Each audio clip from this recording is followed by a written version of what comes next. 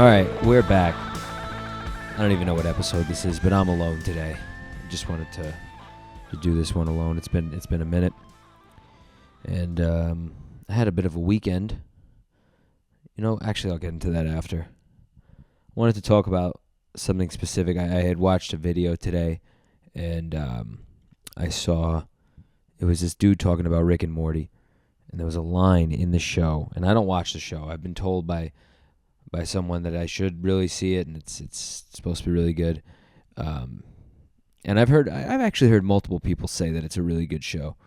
But I've never actually watched it yet, but now I really want to. The line in the show was, "Your boos mean nothing to me. I've heard what you people cheer for." And that to me was like, I don't know why, just fucking, maybe because I was booed in front of people before, but it just blew me away.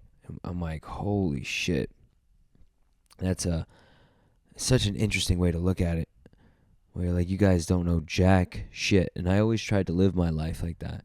And I think more people, not that I should be the judge of how to live or not live your life, because I really don't know what the right way is, except being a good person. That's the only thing I've come to, at least.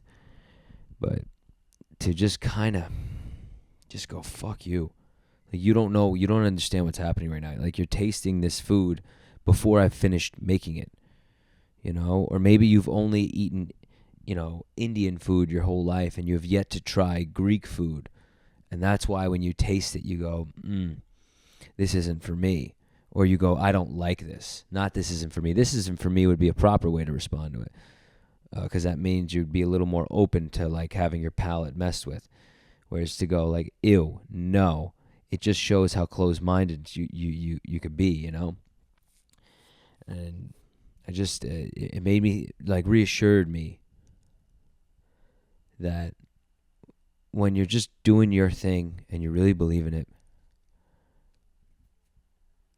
honesty is what people crave. I really think it is. At least the people who want to make something worthwhile doing, worthwhile talking about, worthwhile trying to get the shit kicked out of you to do. Because honesty it's like when you see great acting, you know it. Like, there's honesty. When you see great performance, you just know that there's honesty. Like, that's what connects you. You don't know it, but you go, wow, that was really good, and you don't know why. Because most of the time, it was just honest. So I think the people who really matter when you're making something are the ones who want the honest opinion. They want the honest, ingredients. Because that's everything. It's everything. Authenticity. And there are some people who they can't handle it. They'd rather get a fabricated version of something because it will keep them in their box where they think they belong. Where their parents made them think they belong, or where their priest, or their school teacher, or their husband or wife, or whatever. And they think, yeah, this is good. This is a safe place. It's not too crazy because, we don't want to get overboard now. We don't want to end up in a place where I question the things that I believe. Why not? Why not question it? Why not go, what the fuck? Why this way? The way that I've been taught by everybody. Why not? Because maybe those fucking people don't know what the fuck they're doing either. And you'd hope that your loved ones who've shown you like this is the way you should live are just trying to do the right thing for you, to keep you going in society, to keep you from being, absolutely just torn apart. But you have to question it.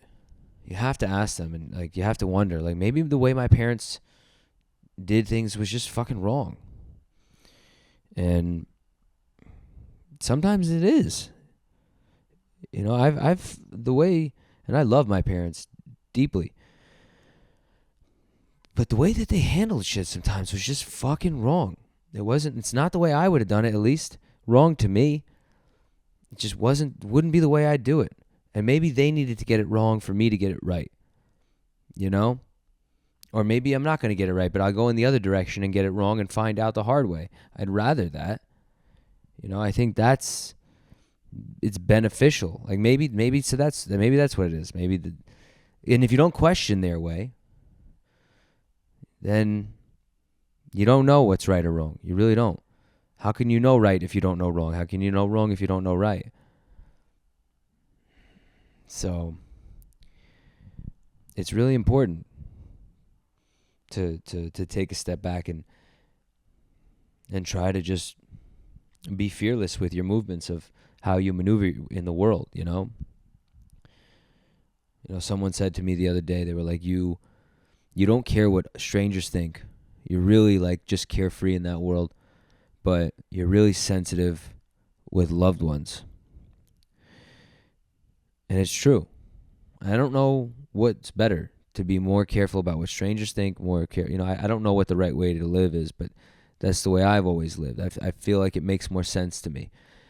I think what happens is when you care less about the strangers, you're not quote unquote loved by as many people, or liked, or found, found to be consumable by everybody. And that sometimes can tear people apart. They'd rather be consumed by everyone a little bit than just, being fully tolerated by a small group of people. Am I making any sense? Maybe I'm talking in circles. I don't know. But it just makes sense to me to not care what people, what strangers think about me.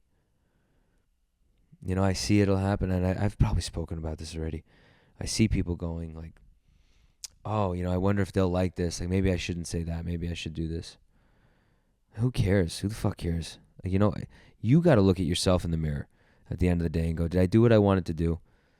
Yeah, may it upset people? Being honest, I saw in that same video, the Rick and Morty video, being honest, but controversial. That's the problem. Most of the times being honest is controversial. People don't it makes them feel a certain kind of way. And it's like, well, maybe I should give the people what they want. And I'm talking on a creative endeavor, even in a personal endeavor, like in your relationships. Maybe if I just, feed them the treat that I know that they'll be okay with right now, but then, my relationship with these people will never be real. Whether it's with the audience or with your wife, like, let me just give them this now, and then we'll worry about like whether they'll like me later on down the road. But this is the easy way out. I think that is a fucking trap and a recipe for disaster. If you just give it as it is, right, straight up forward, you can nip any problems or any sort of roadblock in the bud right there. Just be honest. It may upset people, but in the long run, you'll be saving yourself a ton of trouble and a ton of time. I don't know. People are afraid. That word controversial, it's like when you put honest and controversial together, all people hear is controversial. They don't hear that someone's being honest. And I don't understand it. I don't understand how people don't want more of the honesty. I'm talking in fucking circles here, I think, but I don't know. I've been thinking about that a lot lately. And I've been thinking about, there's another thing I wanted to talk about was, when you feel like you're destined for something, when you feel like, this is my path, this is my destiny, I need to do this job. And I don't know why I asked myself this the other day, but if you believe that you're made for something, I think you have to believe also that someone is made for you as well, on some level. Because I've always been the kind of person where I believed I was meant to do something. I'm like, this is it. I was meant to do this. An occupation, a job, something that I needed to practice, like sharpening that sword every day. I've always felt that way. And it led me to sort of entertaining, And I believe other people feel that way. Whether it's being a doctor or a lawyer, they just have this inkling that pulls them towards it, right? And since I've always been so gung-ho about that, I've always made a decision, very early on that like everything else will sort of take a back burner.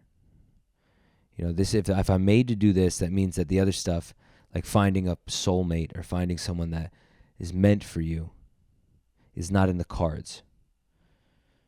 And I don't know if other people feel that way, but I'm really curious to ask and find out whether the people who've gone down that route of like, this is it, I'm giving myself to this, I can't give myself to a person. So you never find out if there ever is anybody really meant for you. I mean, if you make it in 10 years and you find someone, that maybe, but if you don't and you're just pushing and pushing, or at least you start with the idea that just this is it, this is my quote unquote soulmate, my calling is my soulmate. Are you restricting yourself? Are you keeping yourself from an experience that may be so rich, and then that may be the missing ingredient to the calling that you believe you have? Or does that the idea of a soulmate take away from the calling because you're not giving it fully? Because I love the feeling of love when you're connected with someone. But I guess if you believe in a calling, you have to believe that there's like some sort of, whether it's soulmate or twin flames or whatever you want to call it, that person that kind of just, I'm using the idea of like of a watch, like the ticking, someone that just keeps making you tick. Because I do believe in both, but I've never looked for the soulmate. I should say I've thought I've seen it, but it was never really, I was never accurate. But I always believed in the idea of the twin flame or the soulmate or the person that's just like tied to you, from before this time. And this may sound insane, but I think that it makes sense,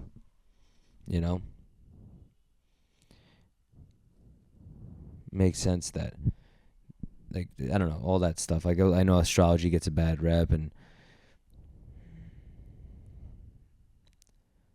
but maybe there's I think there is. I do. I feel like I've seen it before. But I wonder if other people who've decided to go down the path think that this is, if there's a calling, there has to be a soul that you see also, that you connect with, that you're meant to you just gravitate to, that just kind of gets you, that sees you and goes, I've known you for fucking ever, for the beginning of time, and we happen to catch each other in this reality. Because it would be a shame if that was true. If it was, it would be fucking a shame to miss it, that you could have walked right by it because you were too focused on the calling, when in reality maybe you can have both. The person that's connected to your soul is the person that's going to push you further in the calling, right? Now I sound like a fucking hippie, but I don't know.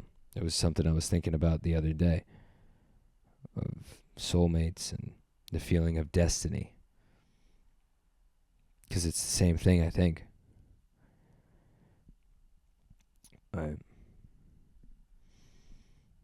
All that's up for speculation. Everything I say. I mean, that's how I'm constantly thinking about things that don't have answers, and I wonder if it's a waste of time. But I know other people. There have to be other people. I've met some of them that are out there and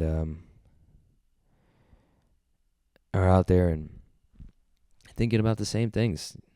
I think if you don't allow your brain to run on that treadmill, then it becomes, you may have really big biceps on your brain, but your leg muscles will be you'll have chicken legs for your brain if you're not thinking about these things.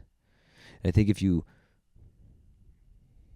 allow yourself to just go, no, that can't be it. No, this is the way it is. Then I don't know. You're lacking. You're unequipped, I think, to be doing. Your brain is unequipped in a certain way. Like, it may have all the other things it's needed in society, but I think it's missing something. To just kind of like, I don't know, to just not question things is just fucking insane to me.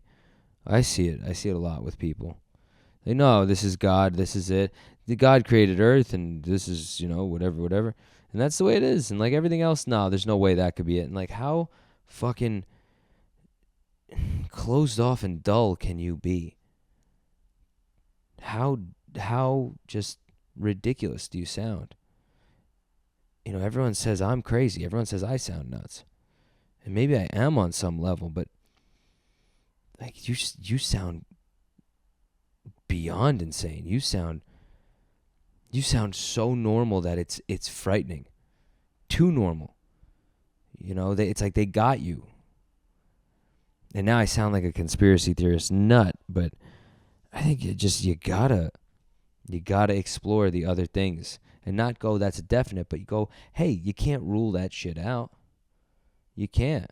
You can't rule out that the CIA. Everyone said when JFK was shot, the CIA had, no, there's no way the government had anything to do with it. You find out years later, holy shit, they did. Same thing with COVID. All these things where you're a conspiracy nut, they're not always true, but you have to go down there and go, maybe they're seeing something I'm not. To just brush everything off and call it, it's just a coincidence. There's no such fucking thing. I don't think, at least. But, yeah. I did have a fun weekend, though. I had a really, really, really fun weekend. Fuck me. I drank, I hung out, I spent time. When you just like kind of spend time with someone and it's like, it just feels, I don't know. It just feels fucking right. It's the slowest, quickest day or days of your life. The day feels like it's never going to end, and then you blink and it's over. And you're just, I've spoken about this before, of like when you're having joyous moments, you're constantly trying to catch it. You're constantly trying to keep hold of, wow, this moment, this moment, this moment. And actually, it was so cool. There was a moment on the street where I was hanging out with this person, and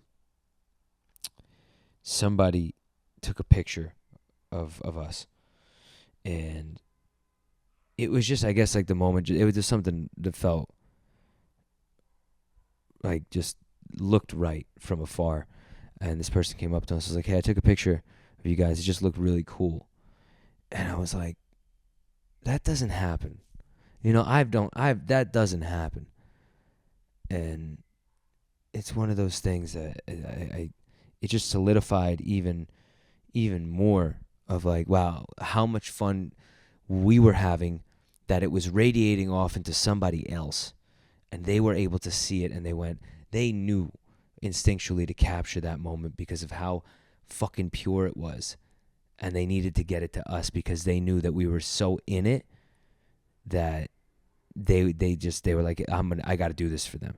Like, that's when you are having an incredible experience, like just such a good experience that it's felt by within a mile radius of everybody, and someone needed to put it in, make it tangible. And that was like, besides me, I knew in my heart of hearts that this was a fun time, but that was something where I went, fuck, like it just proved it even more that I knew what the fuck I was talking about. I knew what I was feeling. We knew what we were feeling, that this was just pure good fucking vibes. And that there's nothing stronger than that. I mean, you whenever you're feeling something good, whenever you get like that gut, just that present feeling, it's the best. It's the fucking best. And shit, I've been riding that high for the last 24 hours now. And yeah. I think that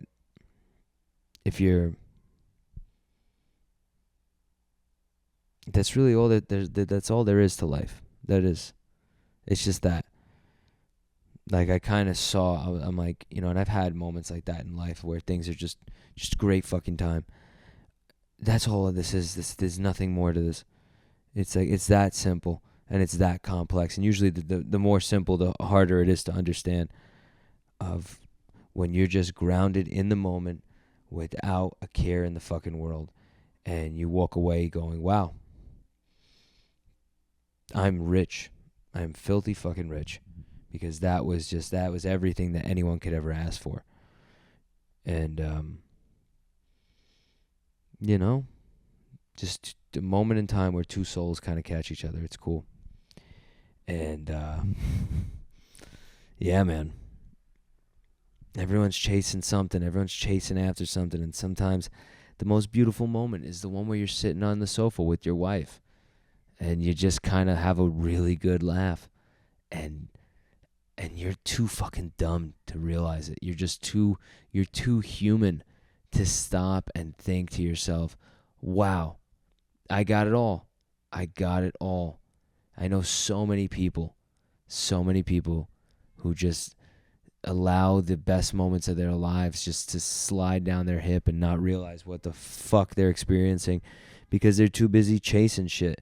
They're too busy just going, no, this isn't enough. This isn't enough. When is it enough? When do you have everything that you want? Maybe I don't want enough. Maybe that's my problem. But to me, I've never been more at peace in my fucking life. I've never been happier. I've never been more calm. And I've never been more understanding of just myself. And I'm not even close to getting understanding who I am, because it'll always be a changing. But God, do I feel fucking good.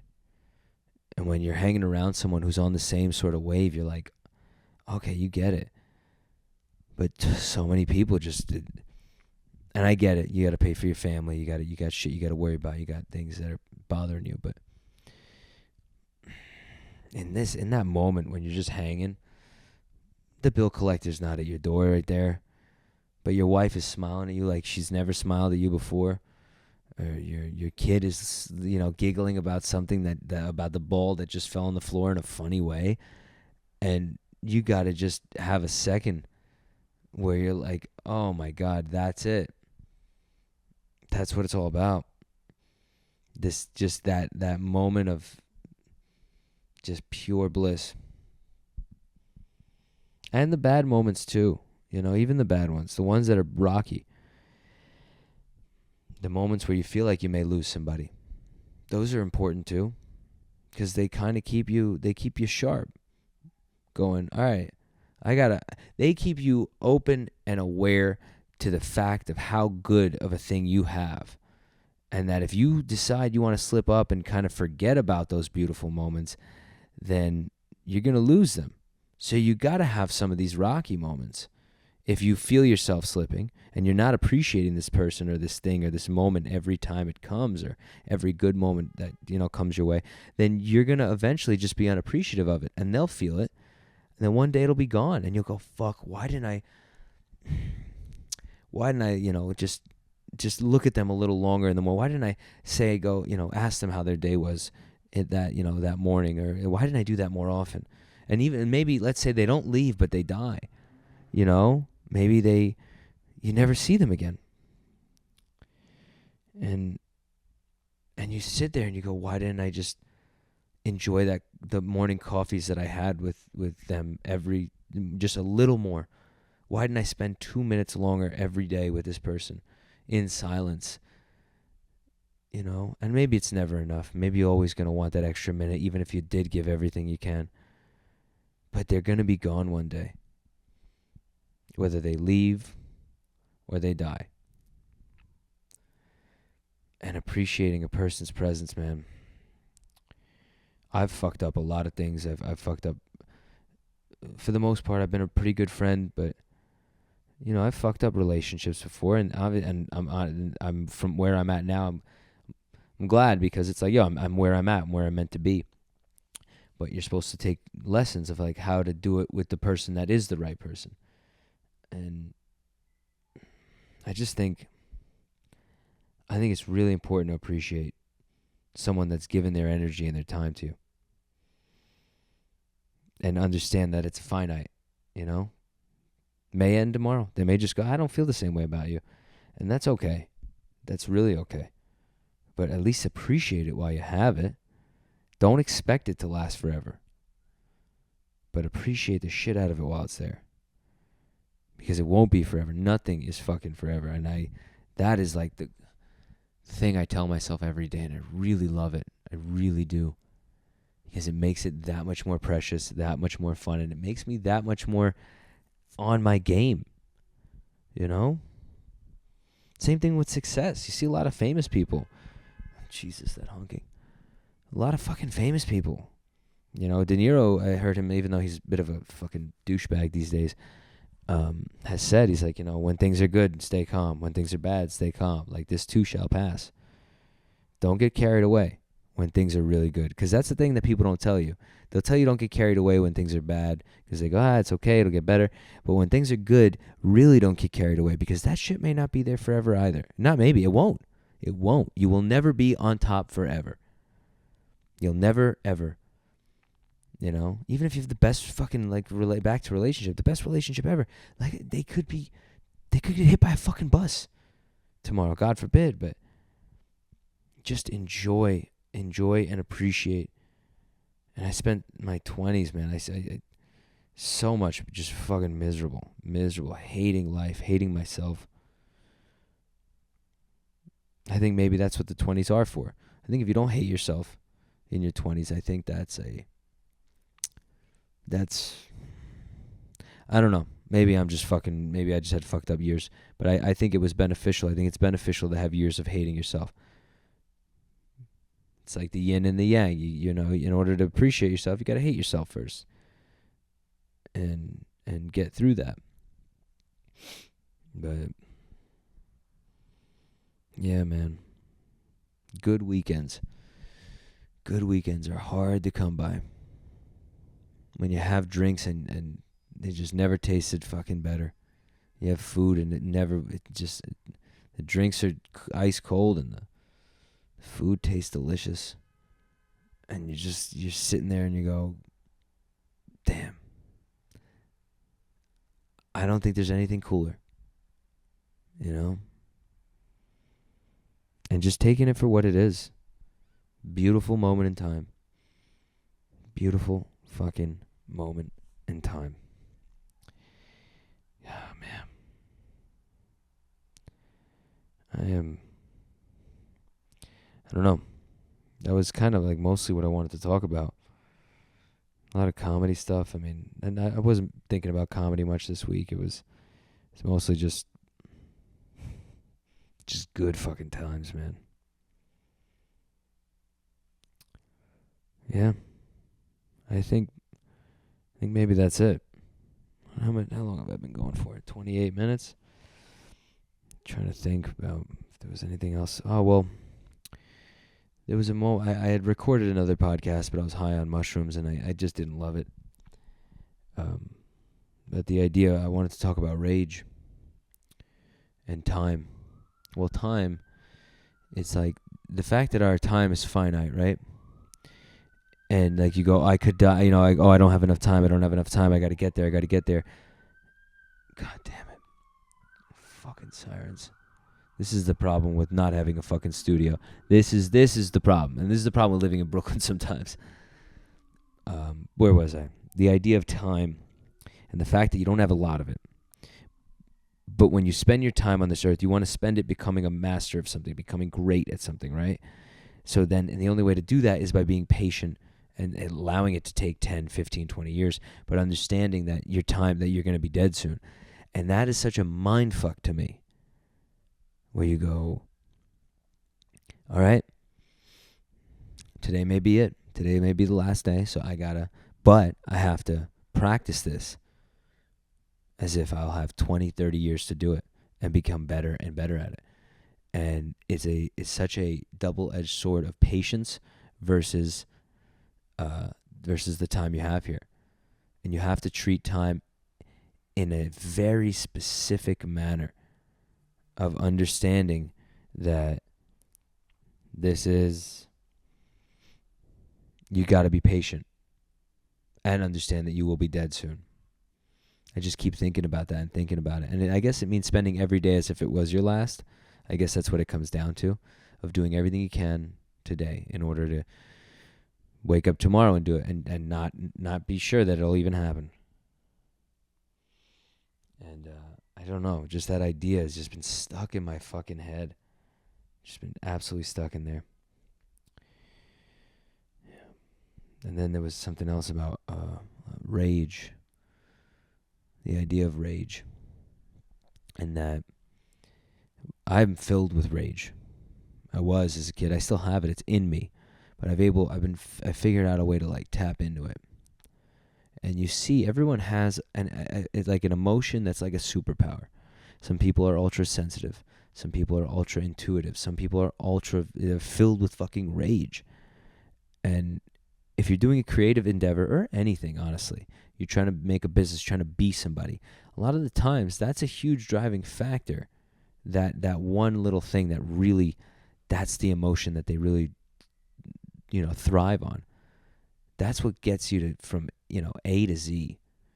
Where you go, I'm going to fucking get there. But it can destroy you if you don't know how to use it. It's like a gun. Like if you use it improperly, it can end up killing you. But if you learn how to use it right, you're unstoppable. You're dangerous. You can get through anybody. And channeling that in a creative way is really hard, because especially with entertaining somebody, you can come off as very different than how you want to, and it takes a lot of practice to allow yourself to figure out how to use this special sauce in such a way where you can get your point across and makes people connect with you and understand. They go, oh, I see, I get it. What is that? And I think it's really something to ask yourself. What is that secret sauce within me? Where I go, what is the thing that I have that I'm filled with? Because also you can't put your finger on the emotion always. Sometimes it takes a minute. And it's like, wait a minute, what is that thing I'm feeling? Is it rage? Is it this? Is it that? And when you figure it out and you start to water it and go, how can I use this to benefit me? And use it as an asset rather than something that'll shoot me in the foot later. It's really cool, if you ask me. And I've been trying to figure that out for myself, and using the rage within comedy to go, all right, this is how I can get the point across. This is funny. This is the big one, huge part of me. I need to include that big part of me. I have to. How else am I supposed to be unique? How else am I supposed to be myself? Be honest. Bring it back to that, to the beginning. Be honest and connect with people on a level. And everyone, I know that there's going to be a million other people who have that feeling of rage and going, oh, wow, look how we did that. And then it makes you the most peaceful you've ever been. It makes you the most grounded you've ever been. You know what I'm saying? When you can figure out how to use it in the creative way, in a way that makes you better, in a way that propels you, in a career, so that when you're home alone, the rage doesn't control you, you control it. And then you become like a still body of water. You're no longer an ocean. You're like a lake. And it's a lifetime to figure out. You want to be the ocean when it comes to your work, but you need to be the lake at home and your loved ones. Like, you don't want to allow rage to control your home, There goes the fucking sirens again. Hopefully someone's dying and they're going to save their lives, because this is just absurd. But yeah, I don't know, man. I've just been feeling so good lately, and I can't seem to get enough of life right now. Like, I really can't. And I don't know what's going to happen tomorrow. And I hope other people are feeling this way, because I feel like I'm tired. I've never been more tired, but I've never been more zeroed in my fucking life. I just feel sharp, even though I'm exhausted. And I hope other people feel that way. And it's a fucking gift to be this tired, because it means I'm still alive. And it's a gift to feel this zeroed in, because it means I'm doing what I got to be doing and I'm fulfilled. And I really just hope other people are on that same wave. I know, it just, and allowing the people that cross your path to touch you is just, It's fucking beautiful. So I hope everyone's feeling positive. I am feeling great. I'm going to go do an open mic now. I'm going to shower and get the fuck out of here. I don't know if any of this made sense. I have no clue. But hey, fuck. It's another episode of Chaos and Clarity. I don't know if any of it's supposed to make sense. This is just my fucking brain just spitting shit out. Just constantly going. Anyway, you guys are great. If you listen, thank you. If you don't, thank you also. It ain't for you, I guess, but appreciate everyone. And just, I hope everyone's fucking killing it. All right, I'm out of here. Peace out, motherfucker.